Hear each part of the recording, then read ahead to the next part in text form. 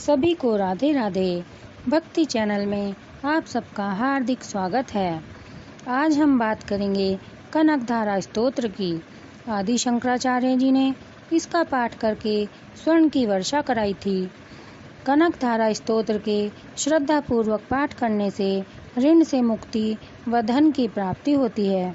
तो आइए शुरू करते हैं कनकधारा स्तोत्र। जैसे भ्रमरी अध खिले कुसुमों से अलंकृत तमाल तरु का आश्रय लेती है, उसी प्रकार श्री हरि के रोमांच से सुशोभित श्री अंगों पर निरंतर पड़ती रहती है तथा जिसमें संपूर्ण ऐश्वर्य का निवास है, वह संपूर्ण मंगलों की अधिष्ठात्री देवी भगवती महालक्ष्मी की कटाक्ष लीला मेरे लिए मंगलदायी हो। जैसे भ्रमरी महान कमल दल पर आती जाती या मंडराती रहती है, उसी प्रकार जो श्री हरि के मुखारविंद की ओर बारंबार प्रेम पूर्वक आती और लज्जा के कारण लौट आती है, वह समुद्र कन्या लक्ष्मी की मनोहर मुग्ध दृष्टिमाला मुझे धन प्रदान करे। जो संपूर्ण देवताओं के अधिपति इंद्र के पद का वैभव विलास देने में समर्थ हैं, मुरारी श्री हरि को भी अधिकाधिक आनंद प्रदान करने वाली हैं तथा जो नील कमल के भीतरी भाग के समान मनोहर जान पड़ती है, वह लक्ष्मी जी के अध खुले नयनों की दृष्टि क्षण भर के लिए मुझ पर थोड़ी सी अवश्य पड़े। शेषशाही भगवान विष्णु की धर्मपत्नी श्री लक्ष्मी जी का नेत्र हमें ऐश्वर्य प्रदान करने वाला हो, जिसकी पुतली तथा बरौनिया अंग के वशीभूत हों। अध खुले किंतु साथ ही निर्मिमेश नयनों से देखने वाले आनंद कंद श्री मुकुंद को अपने निकट पाकर कुछ तिरछी हो जाती हैं। जो भगवान मधुसूदन के कौस्तुभ मणि मंडित वक्ष स्थल में इंद्र नीलमयी हारावली सी सुशोभित होती हैं तथा उनके भी मन में काम का संचार करने वाली हैं, वह कमल कुंज वासिनी कमला की कटाक्ष माला मेरा कल्याण करें। जैसे मेघों की घटा में बिजली चमकती है, उसी प्रकार जो कैटभ शत्रु श्री विष्णु के काली मेघमाला के समान श्याम सुंदर वक्ष स्थल पर प्रकाशित होती हैं, जिन्होंने अपने आविर्भाव से भृगुवंश को आनंदित किया है तथा जो समस्त लोकों की जननी है, उन भगवती लक्ष्मी की पूजनीय मूर्ति मुझे कल्याण प्रदान करें। समुद्र कन्या कमला की वह मंद अलस मंथर और अर्धोन्मिलित दृष्टि, जिसके प्रभाव से कामदेव ने मंगलमय भगवान मधुसूदन के हृदय में प्रथम बार स्थान प्राप्त किया था, यहाँ मुझ पर पड़े।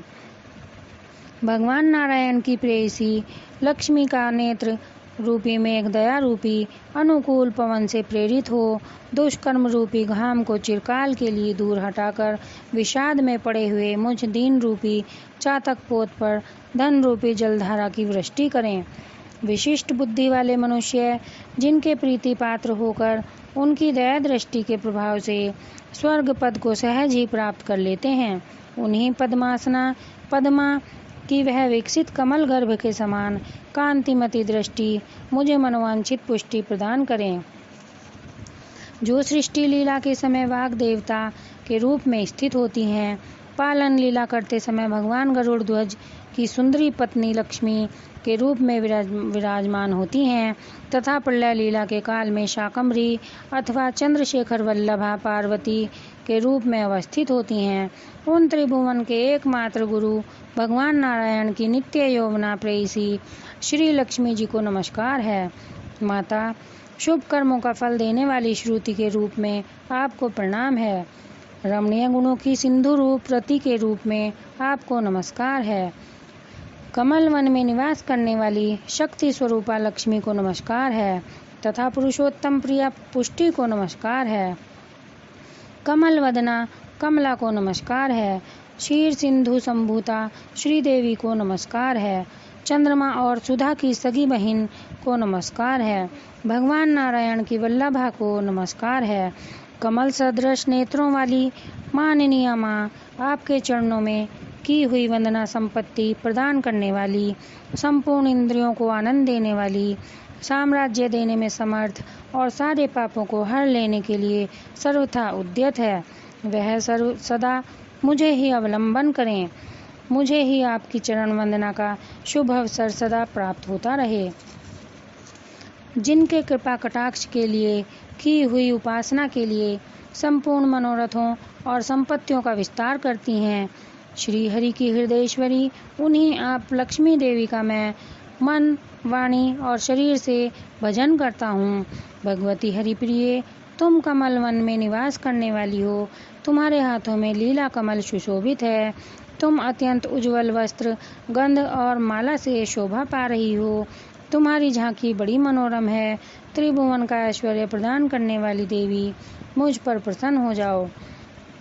दिग्गजों द्वारा स्वर्ण कलश के मुख से गिराए गए आकाश गंगा के निर्मल एवं मनोहर जल से जिनके श्रीअंगों का अभिषेक संपादित होता है, संपूर्ण लोकों के अधीश्वर भगवान विष्णु की गृहिणी और क्षीर सागर की पुत्री उन जग जननी लक्ष्मी को मैं प्रातःकाल प्रणाम करता हूँ।